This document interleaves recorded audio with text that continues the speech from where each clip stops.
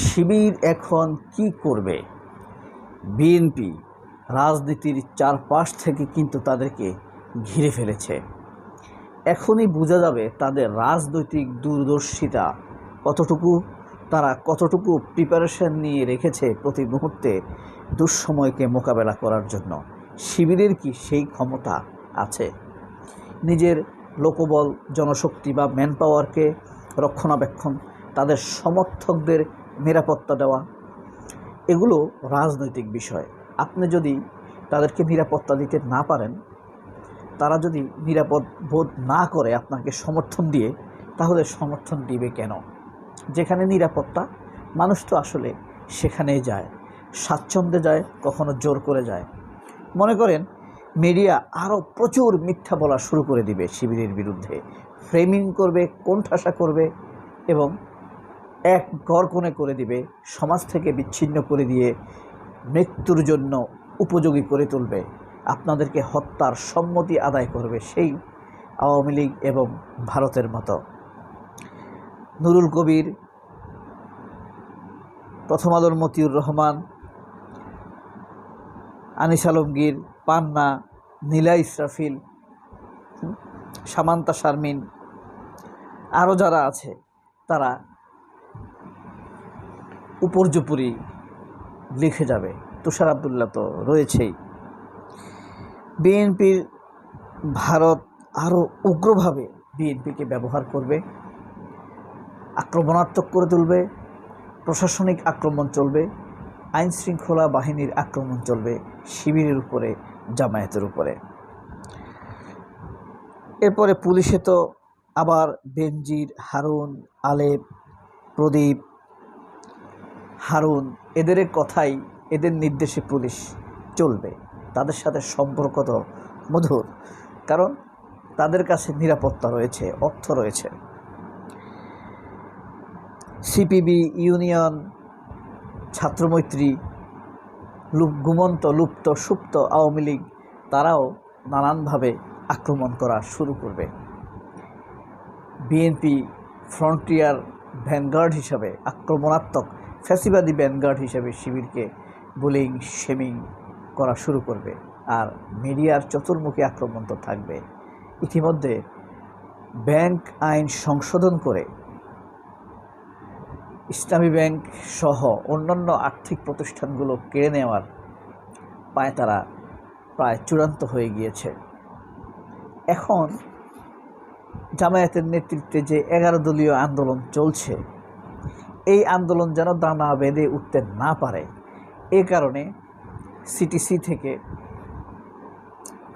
Counter terrorism unit থেকে জানানো হয়েছে গুরুত্বপূর্ণ স্থাপনায় জঙ্গি হামলা হতে পারে। আবার সেই জঙ্গির ইস্যু কিন্তু চলে এসেছে, ইসলামী ব্যাংক কেড়ে নেওয়ার ইস্যু চলে এসেছে। রাজাকার বা গুপ্ত বলে আবারও এক ঘরে করার ইস্যু কিন্তু চলে এসেছে।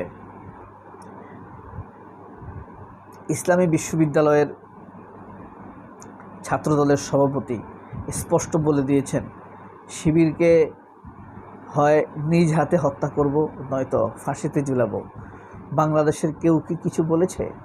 সরাসরি হত্যার হুমকি দিয়েছে। কোনো মিডিয়া কি তার বিরুদ্ধে বয়ান তৈরি করতে পেরেছে? পারেনি। তাহলে এখন কোন লাইনে যাবে শিবির? 1 নম্বর হলো, পিনাকি ভট্টাচার্য শিবিরকে নিয়ে বেশ কিছু পরামর্শ দিয়েছেন। কোনোভাবেই উস্কানিতে পা দেওয়া যাবে না, খুব ধৈর্যের সাথে মোকাবেলা করতে হবে। সন্ত্রাসের বিপরীতে আপনার সংগঠন গড়ে তুলতে হবে, যেগুলো আছে সেগুলোকে মজবুত করতে হবে। মারামারির কোনো প্রলোভনে পা দেওয়া যাবে না। ঝগড়া না করে সেবা করতে হবে মানুষের,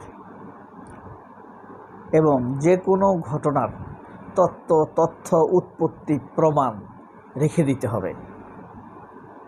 কারণ এই যে আমরা যদি রক্তারক্তির দিক দিয়ে বিবেচনা করি, চট্টগ্রামের ঘটনায় কিন্তু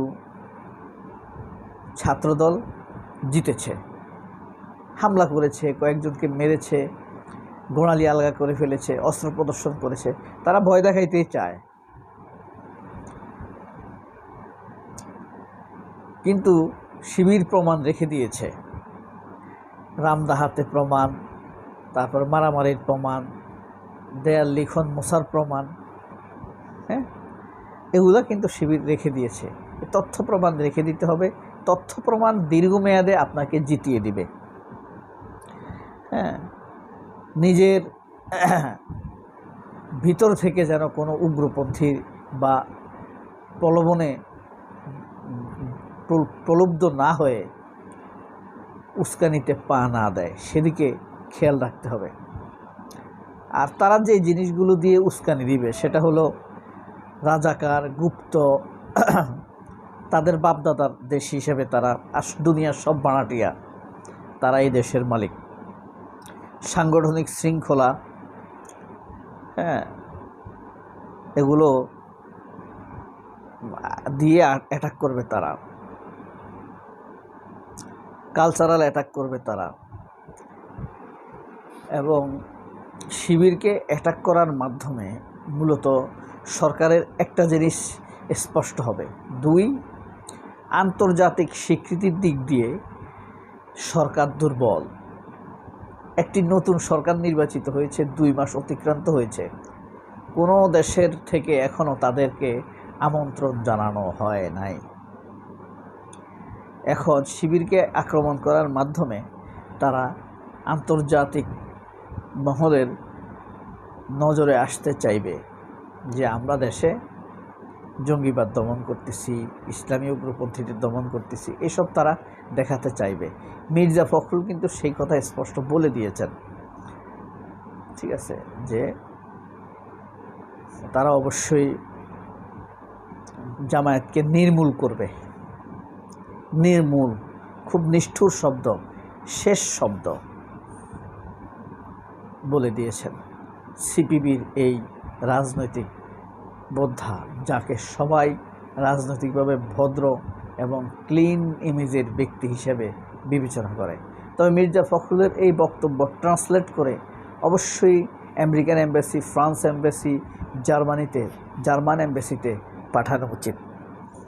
কারণ এটা কোনো অর্থেই গণতান্ত্রিক বক্তব্য নয়।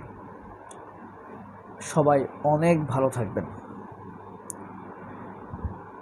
দেশে আবারও ফ্যাসিবাদ আসার দুর্বৃত্তায়ন, রাজনৈতিক দুর্বৃত্তায়নকে রুখে দেওয়ার চেষ্টা করবেন। আল্লাহ আমাদের সবার মানসিকতা পরিবর্তন করে দিক। আল্লাহ হাফেজ। আসসালামু আলাইকুম।